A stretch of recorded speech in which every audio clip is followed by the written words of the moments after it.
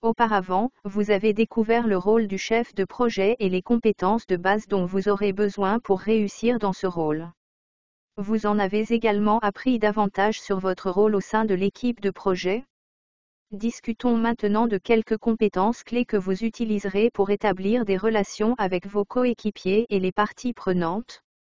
L'utilisation de vos compétences interpersonnelles est essentielle pour établir des relations avec les personnes impliquées dans votre projet. En développant ces relations, vous découvrirez les besoins et les préoccupations de l'équipe. Cela vous aidera à déterminer les priorités du projet et à motiver votre équipe tout au long du processus.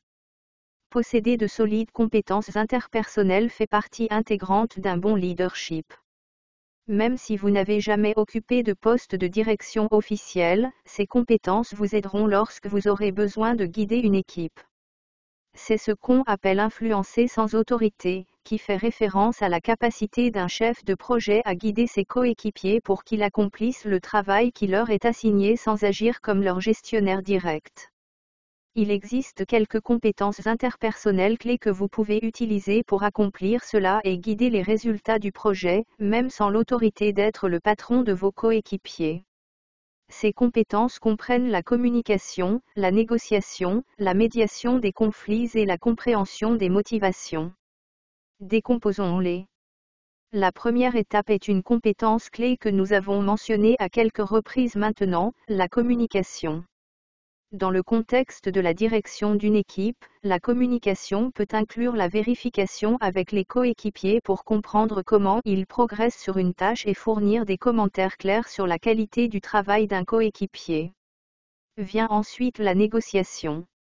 La négociation peut inclure de travailler avec un coéquipier pour faire un compromis sur une nouvelle échéance lorsqu'il vous dit qu'il ne pourra pas terminer son travail à temps. Maintenant, croyez-moi, je sais que cela peut être frustrant, mais vous devrez souvent utiliser vos compétences en négociation avec vos coéquipiers et vos parties prenantes pour équilibrer leurs besoins et ce qui est le mieux pour le projet. Une autre compétence importante est la médiation des conflits. Comme nous l'avons mentionné, les plans de projet peuvent changer et des problèmes surviendront. Cela peut parfois entraîner des tensions et des conflits au sein de l'équipe. La médiation des conflits est une grande compétence à pratiquer et à développer pour s'assurer que le projet n'en souffre pas. Cela peut impliquer d'organiser une réunion avec deux coéquipiers qui ont du mal à se mettre d'accord sur la meilleure façon de gérer une tâche partagée. Enfin, il y a les motivations de compréhension. Cela signifie apprendre à connaître vos coéquipiers et déterminer ce qui les pousse à faire de leur mieux. Comprendre les motivations peut également inclure d'apprendre comment vos coéquipiers préfèrent recevoir des commentaires et comment ils aiment être reconnus pour avoir fait un excellent travail. Vous utiliseriez ces informations individualisées pour motiver et encourager chaque membre de votre équipe. Pour récapituler, la communication, la négociation, la médiation des conflits et la compréhension des motivations sont autant de compétences interpersonnelles qui vous aideront à influencer sans autorité.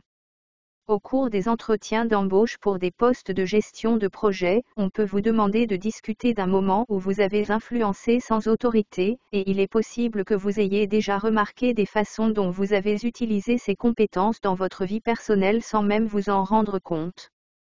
Par exemple, disons que vous avez un collègue qui est constamment en retard à chaque réunion et je veux dire, à chaque réunion, même si vous ne pouvez pas le forcer à arriver à l'heure, il est probable que vous ayez réfléchi à des moyens de le motiver à vouloir être à temps.